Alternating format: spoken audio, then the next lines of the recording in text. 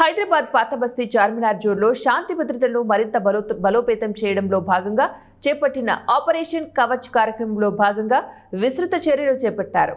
Charminar DCP Kiran Khare ఆధ్వర్యంలో is Sadan చౌరస్తా నుంచి సైదాబాద్ చౌరస్తా వరకు సుమారు 200 మంది పోలీసులతో భారీ ఫ్లాగ్ మార్చ్ నిర్వహించారు. ఈ ప్రత్యేక డ్రైవ్ లో భాగంగా నిర్వహించిన వాహనాల తనిఖీలలో నంబర్ ప్లేట్లు సరిగా లేని 130 వాహనాలను సీజ్ చేసినట్లు అధికారులు తెలిపారు. రౌడీ షీటర్లు, అసాంఘిక శక్తులపై జీరో టాలరెన్స్ విధానం అమలులో ఉందని డీసీపీ కిరణ్ ఖరే స్పష్టం చేశారు. అలాగే ప్రభుత్వం ఇటీవల సౌత్ జోన్, సౌత్ ఈస్ట్ జోన్లను పునర్వ్యవస్థీకరించి చార్మినార్ జోన్ గా ఏర్పాటు చేసిన విషయం ఈ సందర్భంగా తెలిపారు.